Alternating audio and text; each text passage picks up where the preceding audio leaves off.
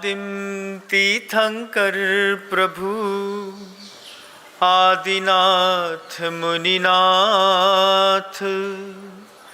आधि व्याधि अघमद मिटे, तब पद में मम्मात। चरण शरण है आपके, तारण तरण जहाज, भवदधि तट तक ले चलो, करुणा कर जिन राज। बोलिए आदि ब्रह्मा श्री आदिनाथ जी भगवान की, परम पूज्य आचार्य भगवंत गुरुदेव श्री विद्यासागर जी मुनि महाराज की जय हो। देवादि देव 1008 श्री अजित नाथ जी भगवान की जय। समस्त मुनि संघ की जय। बोले चमत्कारिक मुनि ऊर्जावान वाणी के धनी मुनि श्री 160 विनम्र सागर जी महाराज की, मुनि संघ की नमोस्तु महाराज श्री। आचार्य पूज्य पाद जी भगवंत ने इष्टोपदेश नाम का एक छोटा सा ग्रंथ लिखा है। जैसा उसका नाम है इष्टोपदेश, वो वैसे ही इष्ट उपदेश देता है। उसकी एक कारिका आती है, दिग्देशे खगा एत संवसंती नगे नगे, स्वकार वसाद्यांति दिक्षु देशे प्रगे प्रगे। ये एक ऐसी अद्भुत कारिका है। संवाद और विषय हमारा चल रहा है महारानी चेलना और शेणिक के जीवन चरित्र का। सती चेलना का एक कथानक पिछले 20-22 दिनों से चल रहा है, खत्म होने का नाम ही नहीं लेता।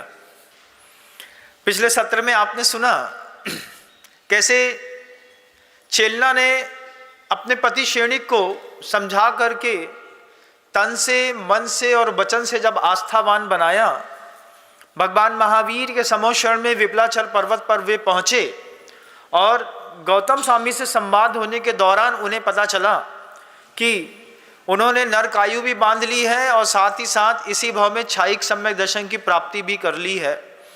अगली आने वाली भविष्यकाल की 24वीं में वो प्रथम महापद्म नाम के तीर्थंकर के रूप में इस सृष्टि पर धर्म का साम्राज्य बिखेरेंगे। ऐसे वे महाराज शेणिक, लेकिन अगले भाव में बिखेरेंगे।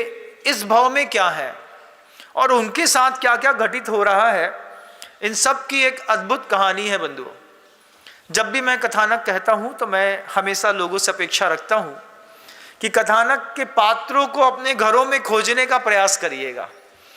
सिर्फ कहानी सुनने बस की नहीं है, कहानी में जो भी पात्र आते हैं उन पात्रों में अपने घरों के लोगों को भी देखिए, घरों की पात्रता भी देखिए। कहीं ऐसा तो नहीं है कि चेलना के जैसा, कुणिक के जैसा, शेणिक के जैसा, अभय कुमार के जैसा कोई पुत्र हमारे घर के अंदर भी रह करके हमारी वो पारिवारिक परिस्थितियों को ऐसा बना देता है। जो वो कार्यक्रम मैं कह रहा हूं कि दिग्देशे खगा एत संवसंती नगे नगे, स्वस्वकार वशाद्यांति दिक्षु देशे प्रगे प्रगे। शाम के समय कोई भी घना पेड़ हो, उस घने पेड़ पर अलग अलग दिशाओं से अलग अलग तरह के पंछी आकर के शाम के समय एक बसेरा लेते हैं। अंधेरा होता है, पंछियों को डर रहता है कि जमीन में चलने वाला जानवर हमको खा न ले, इसलिए कोई भी उड़ने वाला पंछी कभी जमीन में रात्रि विश्राम नहीं करता, हमेशा वो पेड़ों पर विश्राम करता है। आचार्य पूज्यपाद भगवंत ने वो बात कह रहे हैं, दिग्देश खगा एत संवसंती नगे नगे। कोई पूर्व से, कोई पश्चिम से, कोई उत्तर से, कोई दक्षिण से, अलग अलग दिशाओं से पंछी आते हैं, अलग अलग प्रकृति के पंछी आते हैं और एक ही पेड़ पर निवास करते हैं। जैसे अलग अलग दिशाओं से अलग अलग प्रकृति के पंछी आकर के एक ही पेड़ पर निवास करते हैं, ऐसे ही हमारा घर भी, हमारे घर में भी अलग अलग गतियों से, अलग अलग दिशाओं से और अलग अलग प्रकृति के जीव आकर के एक साथ एक ही घर में निवास करते हैं। महाराज शेणिक के 7 पुत्र हैं। 7 पुत्र में कुणिक है जो उनके खून का प्यासा है। खून का प्यासा क्यों है? कुणिक और महाराज शेणिक का पूर्व का ऋणानुबंध है, जो आप पहले से देख चुके हैं, जान चुके हैं कि पूर्व भाव में शेणिक कुणिक को परेशान करते थे। इस भाव में कुणिक शेणिक को परेशान करने के लिए उनका पुत्र बन करके जन्म ले लिया। लेकिन महाराज शेणिक का सिर्फ कुणिक ही पुत्र नहीं है, कुणिक के अलावा अभय कुमार जैसे भी पुत्र हैं, वारिशेन है, जय कुमार है, दल है, मल्ल है, ऐसे और भी मेघ कुमार पुत्र हैं। इन 7 पुत्रों में सबकी प्रकृतियां एक जैसी नहीं है। जैसे पंछी जो पेड़ पर टिके हुए हैं, इन पंछियों की पेड़ों पर रुकने की भी एक अद्भुत आचार संहिता होती है बंधुओं। क्या आचार संहिता होती है? जो सबसे क्रूर पंछी होता है वो पेड़ में सबसे ऊपर जाकर के बैठता है। सबसे क्रूर पंछी, मान लीजिए कोई बाज आया है, कबूतर भी आया है, तोता भी आया है, मैना भी आई है, कोयल भी आई है, कौवा भी बैठा हुआ है, चिड़िया भी बैठी हुई है, कोई स्पाइडर स्पैरो भी कुछ बैठे हुए हैं, ये सारे के सारे एक ही पेड़ पर बैठे हैं। लेकिन इनमें से अपने आप विभागीकृत होता है उस पूरे पेड़ पे सबसे क्रूर पंछी डाल, सबसे ऊंची डाल पर जाकर के बैठता है। उस पेड़ पर भी वो अपना अधिकार दिखाता है। घरों में भी ऐसा होता है। जो सबसे क्रूर व्यक्ति होता है, या फिर सबसे चालाक कह दो या शातिर कह दो, वो ही घर को हैंडल करता है। फिर दब्बुल प्रकृति के जो पंछी होते हैं, जिनको अपने छोटी आकृति के होते हैं, उनके लिए पेड़ पर डगालें होती हैं, शाखें होती हैं, शाखों में कोटरे होती हैं, जड़ में जगह होती है। अपनी अपनी जगह पर जाकर के सब सुरक्षित हो जाते हैं और सब एक ही पेड़ पर आकर के शाम के समय शांतिपूर्वक जीवन जीते हैं। सुबह होती है, अपनी अपनी गति और अपनी अपनी मति के अनुसार फिर अपनी अपनी यात्रा पे निकल जाते हैं। जैसे पेड़ में रात्रि में एक संगठन बन के शांति से लोग रह लेते हैं, ऐसा ही घरों में होता है। आपका कौन सा पुत्र कौन सी गति से आया है और आपके घर के परिवार के कौन से सदस्य ने किस विचार के साथ पिछले भव की आयुष्य को पूर्ण किया है, ये 2 बातें आप नहीं जानते। आपको नहीं पता कि आपके पति जब पिछली बार किसी पर्याय में मरे थे तो कितनी कसाई के साथ मरे थे। जितनी कसाई के साथ, जितनी वेदना के साथ मरे थे, आज आपके पति का क्रूरपन उतनी ही वेदना और कसाई से युक्त होकर के आपको परेशान करता है। ये कुछ कर्म के सिद्धांत हैं जिन पे सामान्य दृष्टि देखने पर तो उपयोग नहीं जाता, लेकिन जब आगम की आंखों से देखते हैं तब समझ में आता है कि ऐसा ही होता है। उसमें वह क्रूरता, प्रकृति का विक्षोभपना, किसी भी प्रकार का लोभीपना या कषाय का पना, ये अलग अलग प्रकृतियों के जो लोग हमारे घर के अंदर हैं, किसी भी व्यक्ति को देखिए। मान लीजिए आपके पिता हैं, बहुत तेज बोलते हैं, आपका पुत्र है, बहुत तेज बोलता है, या फिर आप स्वयं बहुत तेज बोलते हैं, उग्र होते हैं, कोई डिप्रेशन में चला गया हुआ है, कोई बहुत आक्रामक है, कोई बहुत चालबाज है, उसको देखिए, सोचिए इस बात को। शिक्षा तो अच्छी दी, भोजन भी अच्छा दिया, पारिवारिक परिवेश भी अच्छा दिया, उसके बावजूद ये झूठ बोलता है, ये हाथापाई करता है, ये कसाय करता है, ये घर के अंदर अधिकार करना चाहता है, ये घर का धन हड़पना चाहता है। इसके पीछे का कारण क्या है? कभी शांति से बैठ करके स्वयं का और सामने वाले साथ में रहने वाले उस व्यक्ति का ऑब्जर्वेशन करिएगा। ऑब्जर्वेशन बताएगा कि पिछले भाव में जब ये शांत हुए होंगे उस समय कैसी परिस्थितियां इनके साथ घटी। उन परिस्थितियों का प्रभाव आज भी मन स्थिति पर बना हुआ है। कल भी मैंने वो बात कही थी कि रिश्तों को और संस्कारों को तोड़ना बड़ा कठिन होता है। पूर्व जन्म के रिश्तों को और पूर्व जन्म के संस्कारों को तोड़ना बहुत कठिन होता है बंधु, बहुत कठिन। महाराज शेणिक सोच रहे हैं कि कुणिक इतना परेशान करता है, लेकिन अभय कुमार उतना ही हमारे साथ सहयोगी बन के रहता है। कुणिक, अभय कुमार, वारिशेन, जय कुमार, मेघ कुमार, दल, मल्ल, ये सब साथ में रहते हैं। लेकिन उसके बाद भी महाराज सैनिक का पूरा उपयोग प्रायः करके कुणिक के ऊपर चला जाता। और कुणिक भय, क्रोध, हिंसा का ज्वालामुखी बनता जा रहा है। मगध के साम्राज्य का अधिपति हो, उनका पुत्र हो, और क्रोध, भय, ईर्ष्या, अहंकार का ज्वालामुखी बनता चला जाए। घर के अंदर भी कोई पुत्र ऐसा हो, सोचिए, जिसको क्रोध बहुत आता है, अहंकार बहुत करता है, बात बात में चिल्लाता है, उसके साथ रहना कितना दुरूह हो जाता है। जब सामान्य से हम अपने घर के अंदर 2, 4, 6 लोगों के बीच में इस तरीके का कोई व्यक्ति व्यवहार करता है तो घटाना मुश्किल होता है। मगध के अधिपति हैं वो, अगली पर्याय में तीर्थंकर बनेंगे। इस पर्याय में नरक आयु का बंध कर लिया है। उनको पिछली पर्याय का कोई रिश्तेदार वेश बदल के कुणिक के रूप में आकर के परेशान कर रहा है, लेकिन उनका सहयोग अभय कुमार कर रहे हैं। महाराज सैनिक उनको जीवन में जब कभी भी कुछ भी आवश्यकता पड़ी, वो किसी से कुछ नहीं कह पाए तो अभय कुमार से कहा। कोई पुत्र जीवन में घर में ऐसा भी हो कि पिता अपनी हर बात कहने का साहस रखता हो कि मेरा बच्चा है, मैं इससे कोई भी बात कहूँगा ये सबसे अच्छा काम करेगा।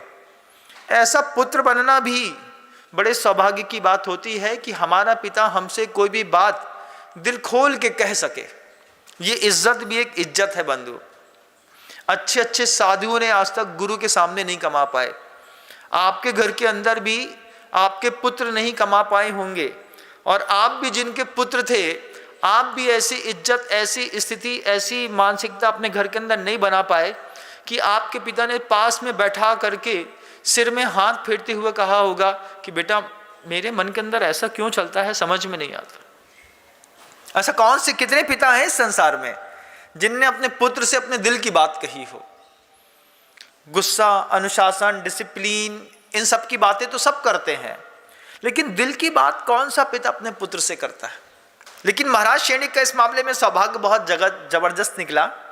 अभय कुमार से उन्होंने दिल की हर बात कही। जब कुणिक और सैनिक के संबंध गौतम स्वामी के माध्यम से सब पता चल गए, महारानी चेलना, अभय कुमार, सैनिक सब समोशरण में बैठे थे। देवता लोग ऊपर खड़े थे, 12 सभाएं लगी थी, लेकिन सैनिक का गौतम स्वामी से संवाद जारी था। कुणिक के बारे में सब जानने के बाद जैसे ही महाराज सैनिक ने चेलना की ओर देखा तो चेलना के ठीक पीछे अभय कुमार खड़े हुए दिखाई दिए। अभय कुमार चेलना के पुत्र तो नहीं थे, लेकिन अभय कुमार ने चेलना को मां से ज्यादा सम्मान दिया। महाराज सैनिक के पुत्र थे अभय कुमार। महाराज सैनिक अभय कुमार को देख करके और उनके सहयोग की भावना को देख करके गौतम स्वामी से फिर पूछ बैठे कि बनते, कौन से पुण्य के उदय से ये अभय कुमार मेरा पुत्र बना है, और कौन सा ऐसा मेरा पुण्य है जिसके उदय से अपने अंदर का कोई भी अवसाद मुझे अभय कुमार से कहने पर तनिक भी संकोच नहीं होता। और अभय कुमार के प्रति मेरी स्नेह की धारा निरंतर बहती रहती है। अभय कुमार मुझे निरंतर बिना कारण क्यों सहयोग करता रहता है। ये बात जब महाराज सैनिक ने गौतम स्वामी से पूछी, गौतम स्वामी ने अभय कुमार का भी पूर्व भाव कहा। गौतम स्वामी कहते हैं, महाराज पूर्व भाव में एक रुद्रदत्त नाम का एक कोई व्यक्ति रहता था। वह व्यक्ति पाखंडी था। पाखंडी बनने के साथ साथ अन्य साधु का चोला धार करके वो रास्ते में निकल करके लोगों को ठगा करता था। उसको साधु का चोला डाल के, अपनी माला कंठी में डाल करके, अच्छे वस्त्रों को पहन करके वो जगह जगह जाता, लोगों से भिक्षा लेकर के आता, भोजन से पेट भरता, पैसा लेकर के आता। ये रुद्रदत्त एक दिन चलते चलते चलते किसी नगर में अरहत दास सेठ की जिनमती स्त्री के सामने जाकर के खड़ा हो गया। जिनमती स्त्री के पास जाकर के ये रुद्रदत्त अरहत दास सेठ और जिनमती सेठानी के घर में जाकर के रात्रि के समय जाकर के जिनमती से कहता है कि मैं तपस्वी हूँ, मुझे भूख लगी है, आप कृपा करके मुझे भोजन दे दीजिए। वो अरहत दास सेठ तो घर के अंदर बैठे थे, लेकिन जिनमती उस तपस्वी को देख करके कहती है कि तपस्वी, मैं जैन कुल की अनुयायी हूँ, मैं रात्रि भोजन दे नहीं सकती, रात्रि में भोजन करने का और कराने का मेरा दोनों का त्याग है। ये बात जब उस तपस्वी ने सुना तो तपस्वी रुद्रदत्त कहता है कि रात्रि भोजन करने में क्या परेशानी है, रात में भोजन करने में क्या दिक्कत होती है। तब वो जिनमती कहती है कि रात्रि में भोजन करने पर बहुत सारे छोटे छोटे जीव रसीले पदार्थों में आकर के उनकी गंध और रंग के कारण जाकर के चिपक जाते हैं। बरसात के दिन हो या ठंडी के, कभी भी हो बंधुओं, जब कभी भी रसदार पदार्थ आप रात्रि में खाते हैं, उसमें अचानक ही पता नहीं कहां से वातावरण से कोई भी जीव आकर के उसमें सट्टे से चुपचाप गिर जाता है, पता तक नहीं चलता और हम उस भोजन को कर लेते हैं।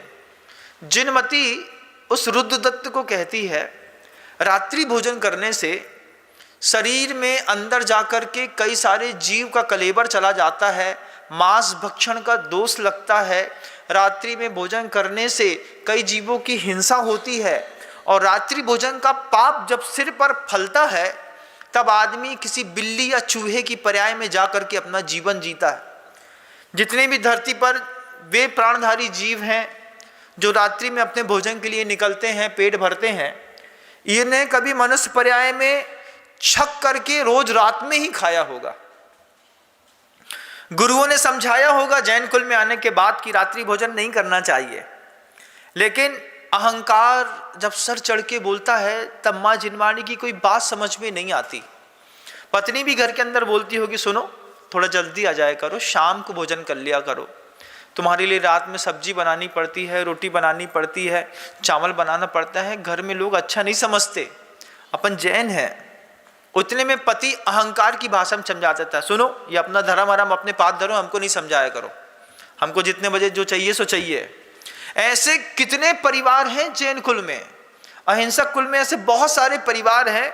हमने तो पहले देखा था हाँ रात में चावल की हांडी चढ़ती है, लेकिन अब तो जैन कुलों में भी बंधु रात को 9 बजे लोग चावल पका करके खाते हैं, उनको शर्म तक नहीं आती। जैन टैग हटा दीजिए अपने नाम के बगल से, सिर्फ अपना नाम रखा करो, मोंटी सोंटी, कल्लू गुल्लू, पप्पू नल्लू, कुछ भी रख लो, लेकिन अरिहंत नाम मत रखो, चेलना नाम मत रखो, किसी का सीता नाम मत रखो। सीता नाम रखो, अरिहंत नाम रखो, जिनवर्धन नाम रखो, गुणवर्धन नाम रखो, तो अपने उस नाम की कीमत करो। अगर जैन शब्द बगल में लगा दिया है तो जैन शब्द की कीमत करो, घर के अंदर भी घर के बाहर भी। वो अरहत दास, वो जिनमती उस तपस्वी को समझाती है कि हमारे कुल में न रात्रि भोजन होता है, न हम किसी को रात्रि भोजन कराते हैं। आपको भूख लगी है तो सुबह तक की प्रतीक्षा करिए, सुबह होने पर मैं आपको अच्छा भोजन करा करके संतुष्ट कर दूंगी। अरहत दास जिनमती दोनों मिल करके जब उस रुद्रदत्त को समझाने लगे, रुद्रदत्त को लगा कि रात्रि भोजन करने से ऐसा होता है, हमारे यहाँ तो कहीं लिखा ही नहीं है। सिर्फ जैन शासन ही बोल रहा है इस बात को। महाभारत के महापर्व में भी कुछ पंक्तियां इस बात को बताती हैं कि रात्रि भोजन खाने से विशेष प्रकार का दोष लगता है, मर करके आदमी नरकगामी बनता है।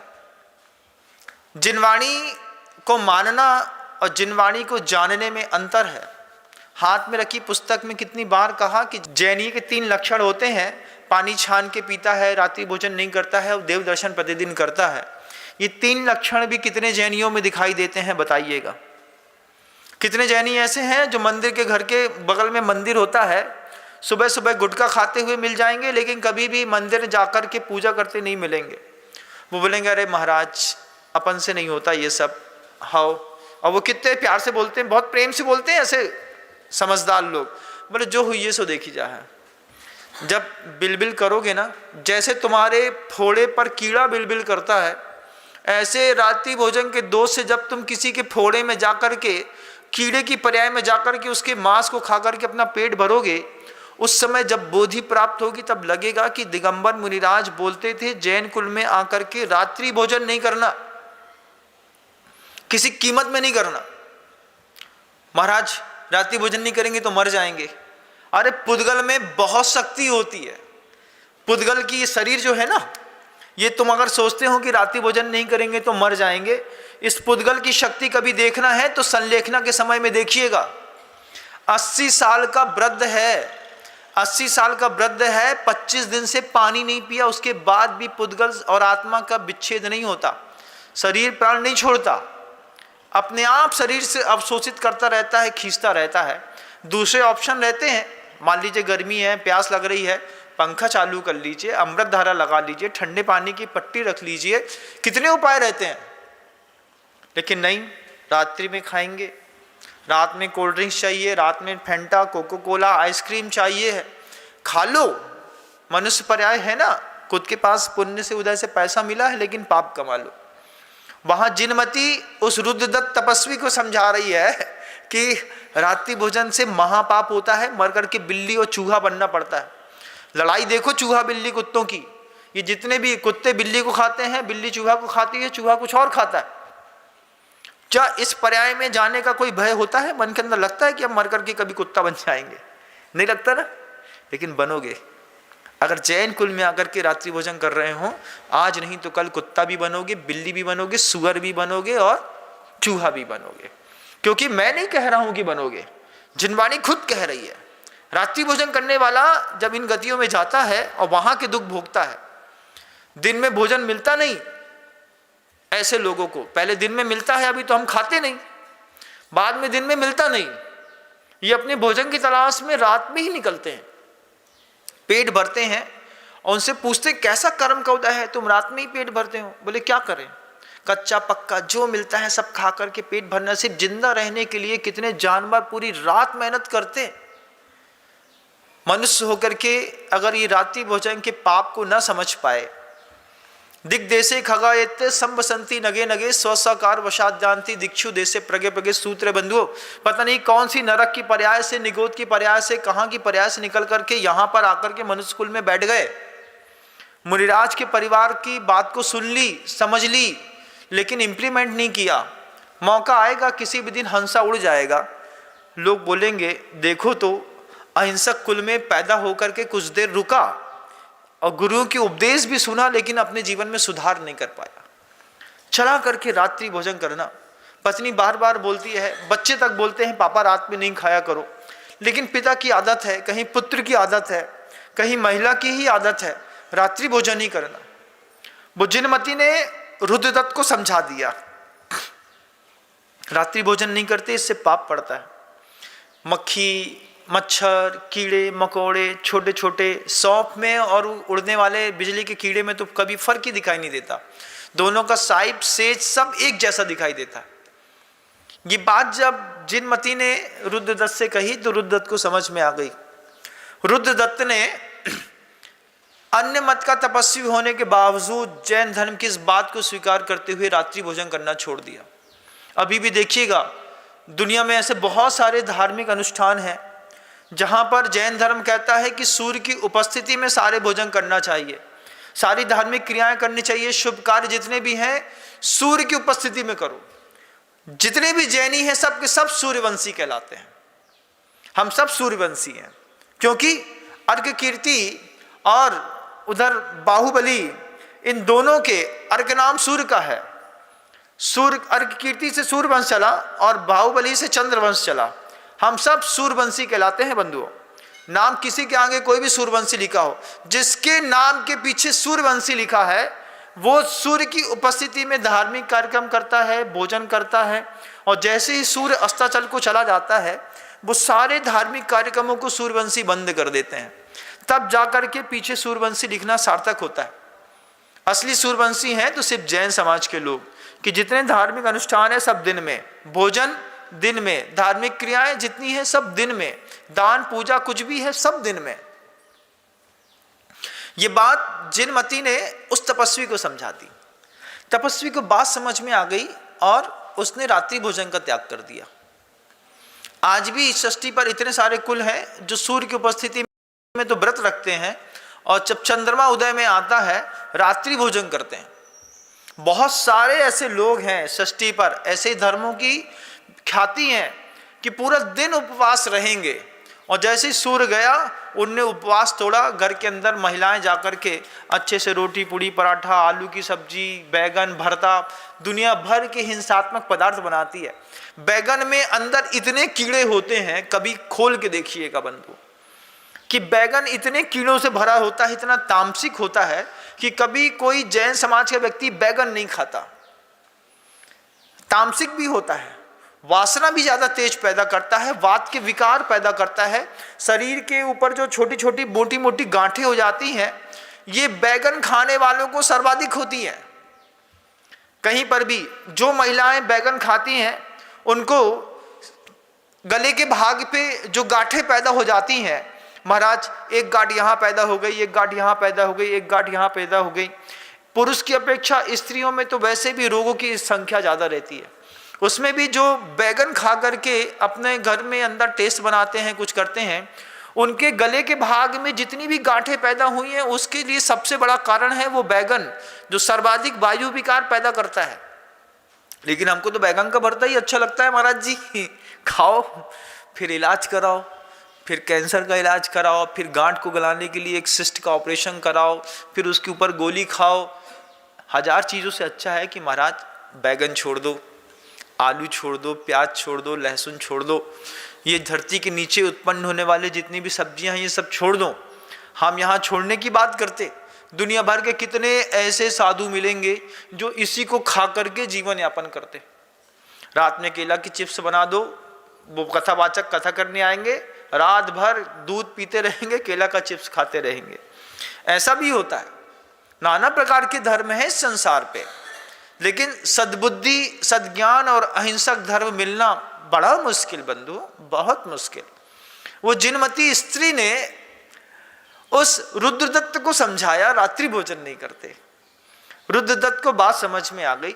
सुबह होने पर जिनमती ने जिसको रात्रि में रात्रि भोजन का त्याग कराया था, ऐसे रुद्रदत्त को शुद्ध भोजन कराया भरपेट। वो तपस्वी तो वैसे भी नहीं था, उसको तो लोगों को छलने की आदत थी। किसी के घर में भी तपस्वी का वेश बना के जाता, भोजन करता, पेट भरता, दक्षिणा लेता और चला आता।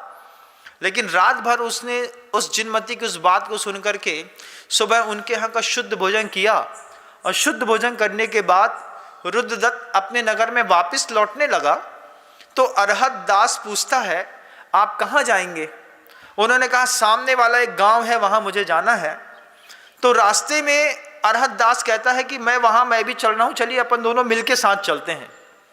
तो एक ही घर में भोजन करके रुद्रदत्त और अरहत दास ये दोनों एक साथ दूसरे नगर की ओर जाने लगे। रास्ते में चलते चलते चलते एक पीपल का बहुत बड़ा पेड़ मिला। पेड़ मिलने पर वो जो रुद्रदत्त तपस्वी का रूप धरा था वो पीपल के वृक्षों को बार बार प्रणाम करके उनको नमस्कार करने लगा, उसकी परिक्रमा लगाने लगा। जैसे ही परिक्रमा लगाने लगा, प्रणाम करने लगा, वैसे ही अरहत दास ने पूछा कि मित्र ये आप क्या कर रहे हैं? उन्होंने कहा कि ये हमारे भगवान के देव का वृक्ष है जिसको बोधि कर्म वृक्ष कहते हैं। इसकी पूजा करने से देवता प्रसन्न होते हैं। जब ऐसे शब्द रुद्रदत्त ने कहे, अरहत दास सेठ ने यथार्थता में सम्यक ज्ञान देकर के उस रुद्रदत्त को समझाया कि ये एक इंद्रिय वनस्पति का एक जीव है, इसमें भगवान नहीं होते। भगवान आपको कहाँ मिलेंगे, भगवान के क्या रूप होता है, 18 दोषों से रहित आप्तपना क्या होता है, क्षुत पिपासा जरातंक जन्मांतक भयस्म्या नरागत द्वेष मोहाश्च यस साप्तः सब प्रकीर्तते। ये गाथा सुनाई, ये कारिका सुना करके अरहत दास ने रुद्रदत्त को देव संबंधी मूढ़ताओं से मुक्त किया। आगे उस बात को उन दोनों ने बहुत मिलकर के अच्छे से समझा। रुद्रदत्त को अरहत दास की वो बात समझ में आ रही थी। कोई भी व्यक्ति आपको समझाता है, कोई साधु भी आपको समझाते हैं, आर्यका भगवान समझाती हैं, कोई श्रावक समझाता है। समझाने का एक सूत्र है बंधुओं, अगर हृदय में सरलता है तो हमारी कही हर बात आपको समझ में आएगी। लेकिन अगर हमारे हृदय में कुटिलता है, कसाय है, क्रोध है, मायाचारी है, और फिर हम एते तेते त्वरितम बुला बुला करके हम कुछ समझाएंगे भी, तो आपको वो बात समझ में आएगी कि हम महाराज से ये बात पूछना भी नहीं चाहते थे, लेकिन महाराज चला करके हमको बुला करके ये बात समझा रहे हैं, ये बात हमको नहीं समझनी। क्योंकि साधु के बताने का भाव भी शावक बहुत अच्छे से पकड़ता है। शावक को भी समझ में आता है कि महाराज के बताने का उद्देश्य क्या है। जब हृदय की सरलता रहती है, हर बात बिल्कुल सहजता में समझ में आती है कि महाराज हमारे कल्याण के लिए आप बोल रहे हैं ना, आपने सही बात बोल रहे हैं, हम इसको स्वीकार करते हैं। अरहत दास ने इतने सरल परिणामों के साथ रुद्रदत्त को वो बात समझाई कि किसी भी पीपल के पेड़ की पूजा करने पर कभी भी उसमें कोई देव नहीं रहता, वो वनस्पति कायिक है। देव जो हैं वो सिद्धालय में रहते हैं या फिर 4 प्रकार के 4 निकाय के देव रहते हैं, जिसमें भवनत्री के 3 देवों की देव दुर्गति होती है और एक वैमानिक देव होते हैं। जब देवताओं का पूरा इतिहास रास्ता चलते चलते चलते अरहत दास ने रुद्रदत्त को समझा दिया। रुद्रदत्त सुनते सुनते सरल परिणामों के साथ, क्योंकि रुद्रदत्त की भी भव्यता थी जीवन की, जब भी जीवन में कुछ भव्यता आती है गुरुओं का उपदेश सहज में समझ में आ जाता है। मैं जब कभी भी ग्रंथों को पलट करके पौराणिक ग्रंथों को, कथानकों को देखता हूँ, मुझे लगता है कि भगवान महावीर से लेकर के आज तक गिने चुने जैन कुल में पैदा हुए जैनी हैं जिन्होंने जैन धर्म की प्रभावना करी।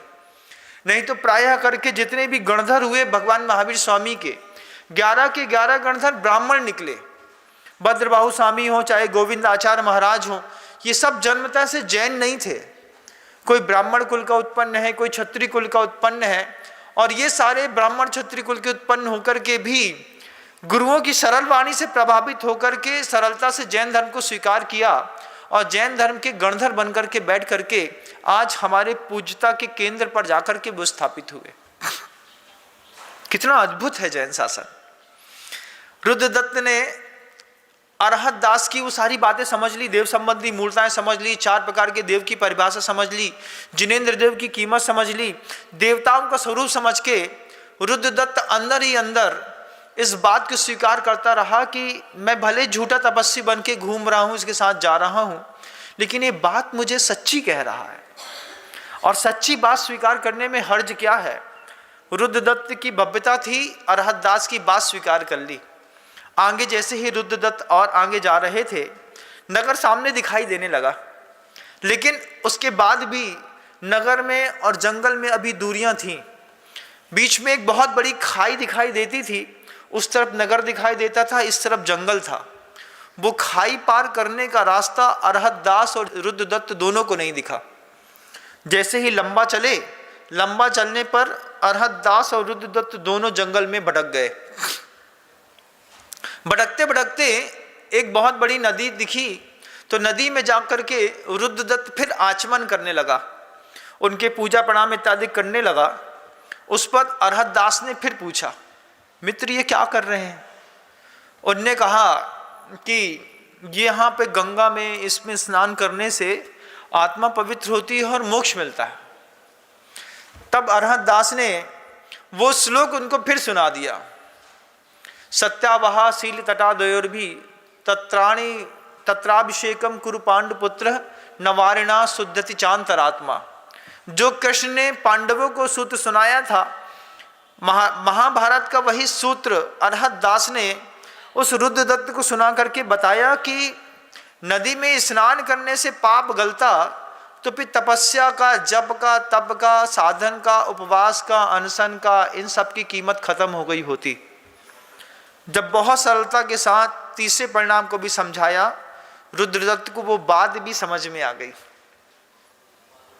जब वो बात भी समझ में आ गई, गौतम स्वामी कहते हैं कि जब रुद्रदत्त और जिनदत्त, अरहत दास, ये दोनों रास्ते में भटक गए, भटकते भटकते भटकते दोनों का साथ छूटा, रास्ता सीधे सामने दिखाई दे रहा था। रुद्रदत्त ने कहा कि इस रास्ते से नगर में पहुंचेंगे, अरहत दास ने कहा कि नहीं, इस रास्ते से नगर में पहुंचेंगे, और दोनों अपनी अपनी बात पर थोड़ी सी कसाई के कारण अड़ गए। अरहत दास ने अपना रास्ता पकड़ लिया। अरहत दास ने कहा अच्छा चलो ठीक है, तुम इस रास्ते से पहुंचो, मैं इस रास्ते से पहुंचता हूं। तो अरहत दास तो सही में नगर में पहुंच गए, लेकिन रुद्रदत्त जो था वो जंगल में भटक गया। जंगल में जैसे जैसे वो आगे बढ़ता गया, अंधेरा होता गया, और रात्रि के समय जब घनघोर रात्रि हो गई, तब रुद्रदत्त को लगा कि अब मेरा प्राण बचना संभव नहीं है। तब दत्त ने चारों प्रकार के आहार का त्याग करके संयम पूर्वक ध्यान में बैठा, और रुद्रदत्त को एक शेर रात में आकर के खा गया। रात्रि भोजन करते हैं ना, कुछ ना कुछ तो मिलेगा रात में खाने को, भूखे तो नहीं रहोगे। रात्रि भोजन करने वाले कितना भी अनंत काल बीत जाए कभी भूखे नहीं रहेंगे। भोजन तो आपको मिलेगा, लेकिन खाने को क्या मिलेगा ये पता नहीं है। हम भोपाल के बानपुरा में थे। भोपाल के बानपुरा में हम मुनिराज श्री संस्कार सागर जी महाराज, एक नाम आपको कभी सुना हो या नहीं सुना हो तो मेरे मुख से सुनिएगा। मुनिराज श्री संस्कार सागर जी महाराज गुरुदेव के एक ऐसे कृपा पात्र शिष्य हैं। हम मुनिराज श्री संस्कार सागर जी महाराज और 3-4 और मुनिराज बानपुरा भोपाल में पंचकर्मा कर रहे थे। रात में ठंडी लग रही थी, तो सब लोग एक साथ हम लोग सोते थे, सारे साधु मिलकर के। और किसी ने मोबाइल में एक क्लिपिंग दिखाई जिसमें बहुत सारे सांप मिलकर के एक गिरगिट को पकड़ करके खाना चाह रहे थे। तो गिरगिट बहुत सारे सांपों के बीच में से अपने आप को बचाते बचाते बचाते इतना दौड़ा, बहुत सारे सांप एक दूसरे में उलझ गए। किसी ने फिर फन उठाया, कोबरा दौड़ा, उसके पीछे कोई दूसरा सांप भी दौड़ा, तीसरा भी दौड़ा, लेकिन वो गिरगिट बच करके आखिर में पर्वत के ऊपर चढ़ करके दिखा दिया। डिस्कवरी का कोई सीन था, हम लोग को दिखाया, हम लोग देख रहे थे। चिंतन है जिसका जैसा चल जाए। तो मुनिराज श्री संस्कार सागर जी महाराज कहते हैं, अभी वो मुनिराज संस्कार सागर जी महाराज निरापेक्ष मण मुनि श्री संभव सागर जी महाराज के अंतेवासी रह करके धर्म ध्यान और साधना कर रहे हैं। बंधुओं, शाहपुर में अभी चातुर्मास चल रहा है मुनिराज श्री का। जब कभी आप उनको देखेंगे तो आपको देख के लगेगा जैसे कोई बहुत बड़ा बॉडी बिल्डर ने दीक्षा ले ली है। उनके पूरे एप्स कट्स वगैरह शरीर का ऐसा संस्थान है कि ऐसा लगता है जैसे ये रोज जिम जाते हैं तब जाकर के इनका ये बॉडी ऐसी बनी हुई है, लेकिन सहज श्रमण धर्म है। वैसे मुनिराज श्री संस्कार सागर जी महाराज ने जब वो क्लिपिंग देखी डिस्कवरी की, तो वो क्लिपिंग देख करके वो जो बात कहते हैं, हम उनसे बहुत पुराने साधु थे, मस्तिष्क में वो बात नहीं चढ़ी, लेकिन उनके दिमाग में वो बात आई। वो बात कहते हैं, देखो तो महाराज, एक ऐसी भी कैसी पर्याय है, जिंदा रहने के लिए क्या क्या खाना पड़ता है और कितना दौड़ना पड़ता है। अपन तो कितने अच्छे हैं कि चुपचाप जाकर के खड़े होते हैं, हलवा पूड़ी रबड़ी मसाला रबड़ी मलाई सब खाने को शाबक दे देता है। इनकी पर्याय देखो, वो सांप को देखो, 100 150 200 सांप मिलकर के इस छोटे से गिरगिट को खाना चाह रहे हैं। वो गिरगिट को खा करके कितना पेट भर लेंगे, लेकिन दौड़ पुरुषार्थ कब सब कर रहे हैं। कैसी निकृष्ट पर्याय है। ये बात जब उनके मुख से सुनी तो लगा कि सही कह रहे हैं। हर पर्याय में खाने मिलता है, लेकिन जैन कुल में शुद्ध खाना भी मिलता है, संयम भी मिलता है, और उस रात्रि भोजन के त्याग से प्रतिष्ठा भी मिलती है। बंधु, शादी का सीजन आ गया, रात्रि में रिसेप्शन करने से पहले 1000 बार सोचिएगा, सब मर करके जब कुत्ता बिल्ली सांप सुअर बनेंगे। ये रात्रि भोजन में जो गिद्ध भोज करते हैं ना आप लोग, हमारी लड़की ब्याह है महाराज, क्या लिखते हैं, बड़े शब्दों में लिखते हैं, सायं 5:30 बजे से आपके आगमन तक आपकी प्रतीक्षा रहेगी। कभी नहीं लिखते कि भैया हमारे यहाँ रिसेप्शन जो है वो दिन में 10:15 बजे से लेकर के आपके आगमन तक है। नहीं, वो तो शाम को 5:30 बजे से। तो अंतव करने वाले 5:30 बजे आ जाएंगे और रात्रि भोजन करने वाले रात को 11-12 बजे रात तक आते रहेंगे। बहुत सारे नवाब रहते हैं, अरे भैया रिसेप्शन है, रात को 9 बजे दुकान बंद करेंगे, घर जाएंगे, नहाएंगे धोएंगे, तैयार होंगे, कपड़े पहनेंगे, अच्छा डीओ लगाएंगे, फिर जाकर के खाएंगे वहाँ पर जाकर के। ये नौटंकियाँ हर समाज में होती हैं, लेकिन बताना चाहते हैं जो रात्रि भोजन अपनी रिसेप्शन रखने की कोशिश करना चाह रहे हैं, ये 15 दिन के बाद दीपावली लगी नहीं कि बिल्कुल सबकी सारंग शुरू हो जाएंगी।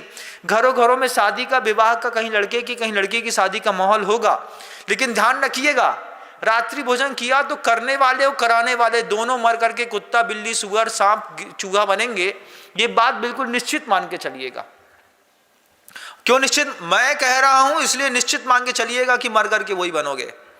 क्योंकि जब तक जिनवाणी कहती नहीं, जब तक विनम्र सागर अपने मुख से कहता नहीं। और जिनवाणी कथानक साफ साफ कह रहे हैं कि रात्रि भोजन करने वालों के साथ दोष लगेगा, कराने वालों को भी लगेगा। वे कराने वाले भी कम पापी नहीं माने जाएंगे, उनका भी, और जो तटस्थ हैं उनका भी समय इतिहास लिखेगा कि सब देखते हुए भी तुमने इसकी अनुमोदना में मौन स्वीकार कर लिया था। जैन समाज में दिन में शादी, दिन में भोज, ये बात होनी चाहिए। ये रात्रि भोज की व्यवस्थाएं जैन समाज में गड़बड़ है। और जितने दुनिया के अजैन है, सबसे बोलना चाहता हूं कि वो जो जैन रात में खाता और खिलाता है ना, वो जैन है ही नहीं, मान के चलिए। वो कुछ और है, नाम बस के पीछे उसने जैन लगा के रखा हुआ है। जहां तक जाए मेरी आवाज पहुंचाने की कोशिश करिएगा। जैन तो दिन में खाते हैं, दिन में भोजन करते हैं, दिन में खाते हैं, खिलाते हैं। रात्रि भोजन की जैन समाज में कोई व्यवस्था है ही नहीं। और जो करा रहा है, वो कर रहा है, वो जैन है ही नहीं। क्लिपिंग काट के चला देना सब जगह, पता चल जाएगी लोगों को। आपको वो जिनदत्त सेठ ने रुद्रदत्त और अरहत दास, ये दोनों, रुद्रदत्त जैसे ही मार्ग से भटका, अरहत दास तो अपने नगर में पहुंच गए। लेकिन रुद्रदत्त रास्ते में जब जैसा भटक गया, भटकने के बाद उसने लगा कि निकल नहीं पाऊंगा, तो रात्रि में 4 प्रकार के आहार का त्याग करते हुए, अरहत दास और जिनमती की हर भावनाओं को स्वीकार करते हुए, अरहंत परमेष्ठी को अपना गुरु और प्रभु मानते हुए, उसने नियम ले लिया कि अगर सुबह हुई तब तो मैं आगे की क्रिया करूंगा, नहीं तो मेरा सब प्रकार का त्याग है। और रात में शेर खा गया रुद्रदत्त को। मर तो गया, लेकिन त्याग और संयम का प्रभाव साथ में ले गया। सौधर्म स्वर्ग में जाकर के महर्दिक जाति का वो देव बना, इंद्र बना। और इंद्र बनकर के पूरा जीवन जीने के बाद गौतम स्वामी महाराज शैणिक से कहते हैं कि वही अरहत दास का जीव तुम्हारी वो शैणिक की पर्याय है बंधुओं। और वही रुद्रदत्त मर करके तुम्हारे धर्म तुमने चूंकि उसको पहले सुनाया था, सिखाया था और बताया था, इसलिए वही रुद्रदत्त जो है मर करके पहले इंद्र बना और इंद्र बनकर के अब तुम्हारा पुत्र अभय कुमार बना है। दिग्देशे खगायत्य संबसंती नगे नगे। आपका परिवार है, लेकिन पूरे परिवार में सब आदमी आपके विरोधी नहीं होंगे, कुछ आपको प्रेम करने वाले भी होंगे। उनका आपका कोई ऋणानुबंध है पूर्व भाव का, लेकिन हमको याद नहीं है इसने हमने इसके ऊपर कब उपकार किया था और इसने हमारे ऊपर कब उपकार किया था, लेकिन निभाते हैं। घर की एक सबसे बड़ी कंट्रोवर्सी है, जब भी मैं सोचता हूं तो मुझे ऐसा कंट्रोवर्सी दिखाई देती है कि हम घर के अंदर अपने परिवार के सदस्यों को चाहें या ना चाहें। कितनी बार होता है पिता पुत्र में बिल्कुल नहीं बनती, हमेशा तना तनी चलती रहती है, मोटंग तो ये टुंग होता ही रहता है। लेकिन उसके बाद भी हम सब मिलकर के घर के अंदर रह करके एक दूसरे को जलील करते हैं, एक दूसरे को नीचा गिराते हैं, एक दूसरे को आदमी को हड़पने की कोशिश करते हैं और एक दूसरे की भोगोपभोग सामग्री की चिंता भी करते हैं। पति पत्नी में नहीं बनती, लेकिन फिर भी भोग और उपभोग की सामग्री ला करके देते हैं। पिता पुत्र में नहीं बनती, लेकिन फिर भी मेहनत करते हैं। कितनी कंट्रोवर्सी है घर के अंदर, होती है कि नहीं होती है महाराज जी। वहां पर जब गौतम स्वामी ने कहा कि वही रुद्रदत्त मर करके ये अभय कुमार बना है, महाराज शैणिक को बड़ी प्रसन्नता हुई कि कभी किसी भाव में मैंने किसी को जैन धर्म का ज्ञान दिया था, आज जैन धर्म के ज्ञान देने के कारण, अहिंसा का ज्ञान देने के कारण जो है ये मेरा मित्र बनकर के, मेरा सहयोगी बनकर के, मेरा पुत्र बनकर के मेरी रक्षा कर रहा है। सिर्फ अभय कुमार कुणिक ही नहीं, एक और पुत्र थे शैणिक और चेलना के, जिनका नाम था वारिशेन। ये वारिशेन वही वारिशेन है कि जिनकी 8 पत्नियां थीं, बहुत सुंदर और सुशील, और इन्हीं वारिशेन ने आगे चल करके मुनि दीक्षा ग्रहण की। इनका एक मित्र था पुष्पडाल। पुष्पडाल और वारिशेन की और भी एक कथानक है, लेकिन सती चेलना के कथानक में इस कथानक को जोड़ूंगा तो ये कथानक और बड़ा हो जाएगा। लेकिन ग्रंथों में टटोलने की कोशिश करिएगा, वारिशेन और पुष्पदाल की कथानक भी पढ़ने की कोशिश करिएगा। आज आपका चूंकि समय हो गया, मैं शब्दों को विराम देता हूँ, लेकिन आगे सती चेलना महाराज सैनिक के जीवन चरित्र में और क्या घटा, इस संवाद को जारी रखने के लिए हम कल पुनः उपस्थित होंगे। शब्दों को विराम देता हुआ गुरुदेव श्री विद्यासागर जी मुनि महाराज की जय। जा वाणी के ज्ञान से सूझे लोकालोक, सो वाणी मस्तक नमो सदा देथुं धो। हे जिनवाणी भारती तो है जपो दिन रैन, जो तेरी शरणा गहे सो पावे सुख।